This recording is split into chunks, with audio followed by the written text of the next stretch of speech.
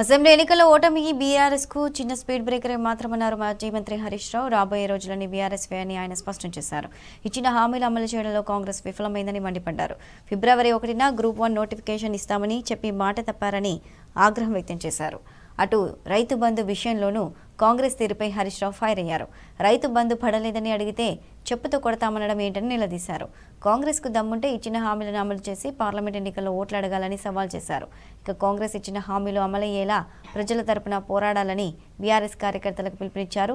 Suryapet MLA Jagadish Reddy ప్రజల మద్దతుతో అత్యధిక లోక్సభ స్థానాల్లో బీఆర్ఎస్ కైవసం చేసుకుంటుందని ధీమా వ్యక్తం చేశారు. వాళ్ళు ఏందో రాజులమని ఫీల్ అవుతున్నారు. వాళ్ళలాగా ప్రవర్తించాలని మీరు కోరుకుంటున్నారా? మమ్మల్ని శేఖర్ రెడ్డిని కావచ్చు, నన్ను కావచ్చు, హరీష్ అన్న కావచ్చు, ఇంకోరిని కావచ్చు కాదు కదా. సందీప్ అద్భుతమైన సమాధానం చెప్పండి, అద్భుతంగా మాట్లాడండి. వాడేది 2-3 కుక్కలు పెట్టుకొని పోలీసులను కాపలా పెట్టుకొని ఏదో ఎగరొచ్చు నిమిషం, కానీ వాళ్ళ పరువు తీసుకున్నాడు రాష్ట్రం అంతటా. ఒక్క ఈ రాష్ట్రంలో కాదు, తెలుగు ప్రజలు చూసిన వాళ్ళు ఎవరైనా సరే మామూలు మనిషి అయినా వచ్చిండా, వేదిక మీదకి ఇంకే వేరే పద్ధతిలో వచ్చిండా అని చెప్పేసి అనుకుంటున్నారు. ఈ అహంకారాలు నిలబడవు. చరిత్రలో చాలా మంది రాజులు నియంత్రణ పోయినరు.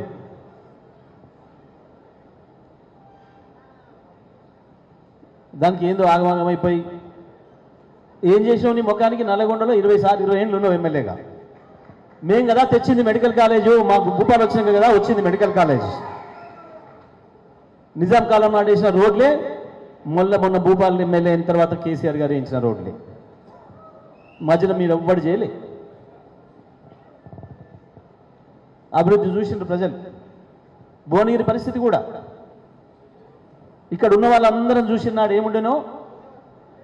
గత 4-5 ఏళ్లలో ఎంత మార్పు వచ్చిందో మనం చూసినాం.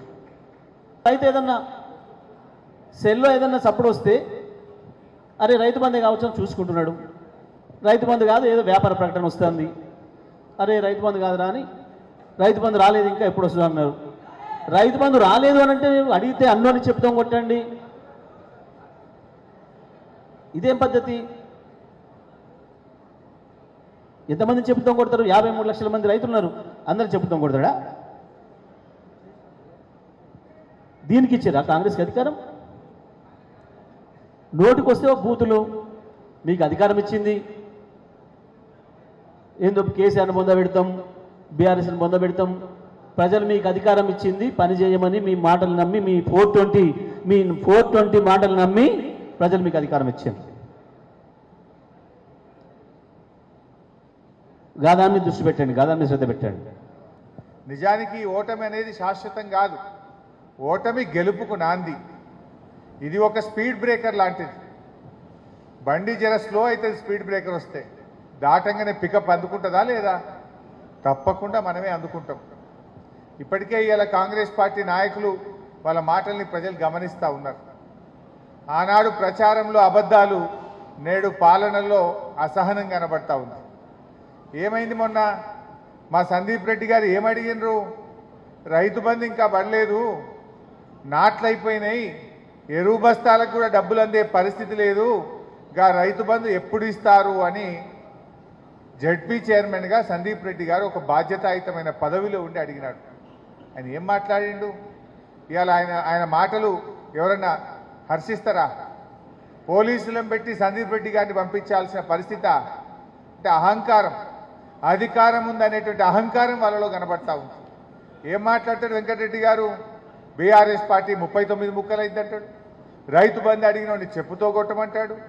రైతు బంధు ఎప్పుడు వేస్తారంటే సందీప్ రెడ్డి గారిని జడ్పీ చైర్మన్ అని కూడా చూడకుండా పోలీసులను పెట్టి బయటకు పంపించే ప్రయత్నం చేస్తాడు. అంటే అహంకారం కనబడతా ఉంది.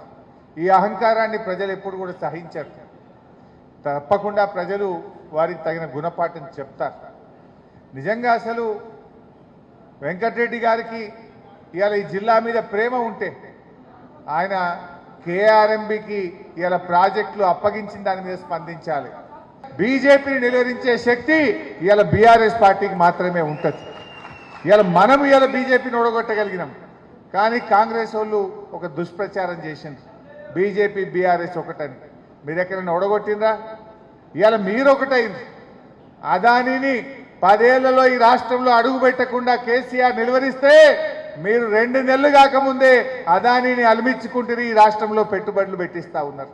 మరి మీరు గ్రూప్ 1 ఉద్యోగాల నోటిఫికేషన్ను ఫిబ్రవరి 1వ తారీఖు ఇస్తామని చెప్పి ఎన్నికల ముందు చెప్పినారు. అన్ని పత్రికల్లో ఫ్రంట్ పేజీలో ఫుల్ పేజ్ యాడ్లు ఇచ్చారు. మరి ఆ ఫిబ్రవరి 1 నాడు గ్రూప్ 1 నోటిఫికేషన్ ఇవ్వండి అని చెప్పి నేను అడిగిన. దాని మీద చెప్పకుండా మళ్ళీ ఏదో మేము కుళ్ళుకుంటున్నామని ఒక గోబల్స్ ప్రచారం. అరే చేసింది చెప్పినాం, నువ్వు ఇచ్చిన మాటని గుర్తు చేసి ఆ నోటిఫికేషన్ ఎప్పుడు ఇస్తావు అని అడిగితే దాని మీద వాళ్ళకి సమాధానం లేదు. జోకేందంటే పోయిన నెల పెన్షన్, జనవరి నెల పెన్షన్ ఇవి నిన్న పడుతుంది, ఫిబ్రవరిలో ఇస్తున్నారు. 4,000 మాట దేవుడరికి కానీ ఆ ఇచ్చే 2,000 టైం మీద ఇస్తలేదు. జనవరి నెల పెన్షన్ ఇప్పుడే నేను తెలుసుకున్న మా సర్పంచ్ని అడిగితే నిన్న ఇవాళ ఫిబ్రవరిలో ఇస్తున్నారు. అంటే పెన్షన్ కూడా వృద్ధులకు, వితంతువులకు, వికలాంగులకు ఇచ్చే పెన్షన్ కూడా మీరు సకాలంలో ఇవ్వలేనటువంటి పరిస్థితి ఇవాళ మీ కాంగ్రెస్ పార్టీ. మీకు నిజంగా ప్రజల మీద ప్రేమ ఉంటే మీరేమన్నారు, డిసెంబర్లో 4,000 పెన్షన్ ఇస్తామన్నారు. వెంటనే ఆ 4,000 పెన్షన్ను ఇస్తేనే పార్లమెంట్ ఎన్నికల్లో మీరు ఓటు అడగాలి.